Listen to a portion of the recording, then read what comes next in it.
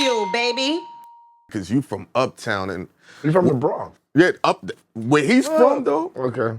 You know they call it the star area, the star language. They big you up over there. So to be at City College, I know the Bronx and Harlem had to be going crazy, man. Yeah, no, it was. I mean, it was the city. You know, because I played everywhere. Mm-hmm. You know, I was all. You know, the only street ball tournament I really didn't play in was 155th. Rucker? Which probably sounds weird to y'all. Word? Yeah, I played one game out there. What was? I didn't, and I hate this. Like, I didn't like. I don't know.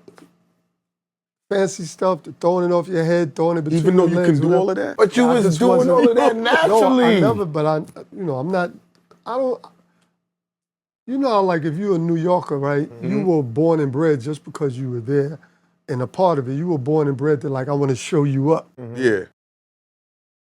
But it was a certain way. I'm going to show you up because I'm going to try to shake you or go by you, but I just had it like, a guy having the ball, the crowd going crazy, and then I got to stand there one-on-one and guard him, you know, with all that. It just was weird to me. Gotcha. You know what I mean? Yeah. Like, with all the utmost respect, it was just weird to me. And I just, that vibe just wasn't, I don't know, I couldn't, like, get with that vibe. I loved watching it because I went there all the time, so it's big. I don't want this to get misconstrued. Oh, yeah. Big, utmost respect to street ballers. I became an NBA player and who I was because of that. Because I had to come out on these streets every day and play against all those guys. And those guys, and everybody was competitive in New York. You know, New York was a little different back then. Yeah, way different. Every time you stepped on the court, you know, you got a killer right in front of you. So that gave me my competitive edge, all that. So it's the utmost respect. If you had a choice to pick just one point guard that you could say that epitomize the New York City lifestyle, who would your, and not yourself, take yourself out of it, who would your one pick be? And I know it's hard. I got a choice, and I just want to see if you think It's kind of like, it came to me right away. Steph Marbury. Steph Marbury. Okay. That's who I was thinking. I thought you was going to say Pearl. Nah, Steph My Marbury. bad, so Pearl. So hold up. Come on. I'm Marbury. Hold up. I made Pearl because that was my idol. And that's, so I would say Pearl and Steph. Yeah, okay, Pearl and Steph. I would say Pearl and Steph. Yes, Okay. Pearl and Steph, like right away. So these two Brooklyn dudes, what stands out about them that you would make them the cops? And then hold up, man, y'all done messed me up now, because I'm forgetting one. Who? And my God, Kenny Anderson. Kenny Anderson. I can't. You know, and then you got Nate Tiny Archibald. But let's just go back to the two Brooklyn guys. Like I just, like, Pearl was everything to me. Like if when Pearl passed, I looked at his videos, and just reminiscing, and I saw me. You know, the way he got the ball, threw it out in the open court, the way he go around, make layups around the defender, the in and out, cross, like that, all that was Pearl. Like, I idolized him, and, like, I followed him around trying to watch him. Now, Steph is just like, I just always felt like Steph is different. Mentality, game, jump shot, athleticism, like, you know, the pedigree, the family. Like, I just thought Steph was just different. Like, I think Kenny Anderson was different, just as far as, like, on the court, like, the breakdown, the speed. Breaking down, yeah, breaking down speed, the finish. And then everybody was so drawn to him. Yeah. You know, but then there's others. Like, I think Jamal Tinsley. I love Jamal JT. Tinsley. I think he's one of the most underrated point guards. We don't talk about him enough in this city. They don't. I think because he went Iowa so far State. west, right? Or Iowa State. Yeah, he went to Iowa. You know what I'm saying? Yeah. And then he played for the Pacers. But tricky. So he didn't get his, like, rugged. New York just due as much as he should. But How about Lloyd Daniels? Lloyd is different. If Lloyd didn't go through all the things he went through, we'll be talking about Lloyd. All time? Hall of Famer, one of the greatest. He had the size, the skill, the shooting, the mentality, the killer on the court. Yeah. He was, he was 6'9", 6'8", With the shooting handle. 30-foot bankers. But there's so many New Yorkers like Mark. Like, I played with Mark Jackson, and I always respect Mark. And we had our little moments. He'll tell you, too. I'll tell you, I tried to fight him in practice. Hold on, hold on. You got to speak on me. this. Come on. No, it was just one of those days. It's just natural shit. I was irritated. I think they were whipping on us that day. And I was just irritated. I wanted to play. It was just a lot going on.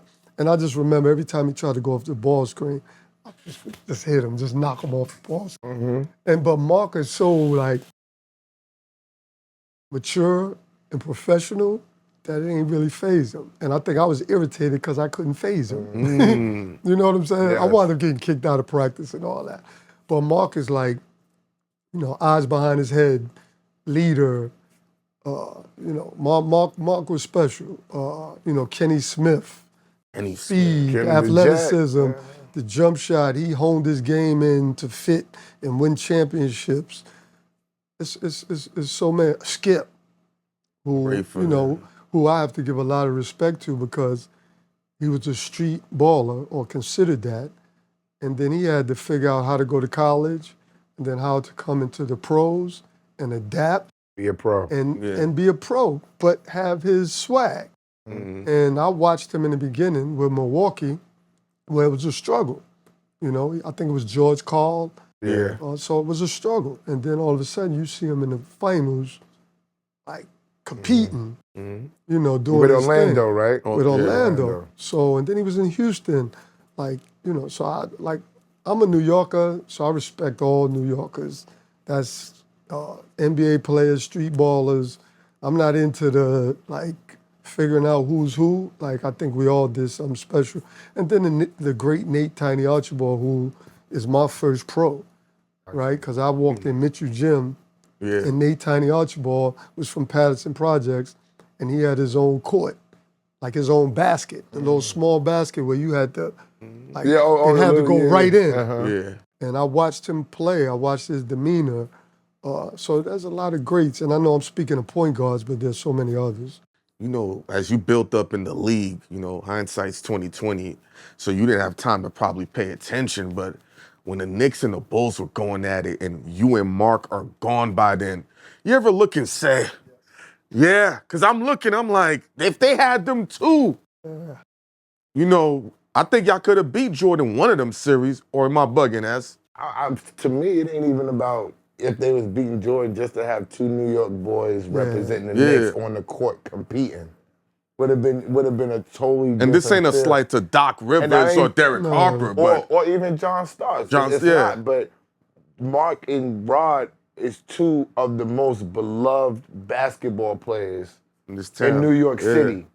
And he can't say it by himself, but his street ball, his legend has lasted many days of how he came to tournament games with his sneakers around his shit. I know, you know what I'm saying? And come in, drop 30, and leave the park. That was his legend. I'm not hanging around. I'm going to drop 30 and put work on y'all, and I'm going to leave the park. Like, you reflect on those? It seems like you do. Yeah, like, no, I do, because I wish I was more patient and probably even more professional.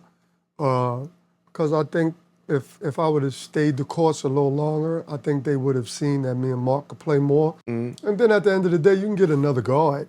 You know, you can always mix and match. But yeah, I do, because I think we would have been really, really good together if we had time. But I think my impatient self hurt that more than anything, because I basically forced my way out.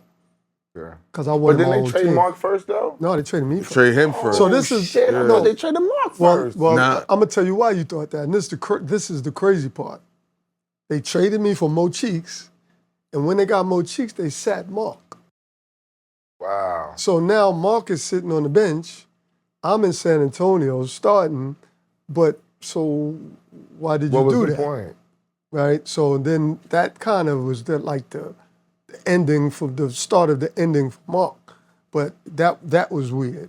Do you have any idea why they did that, or is it still an unknown? I have no clue. It just shows how much they was ready to get rid of me. It shows that because they sat the guy who was, you know, starting, was just rookie of the year. So it's like me and Mark's like union, and it was weird because it kind of messed stuff up. Yeah. You know what I mean?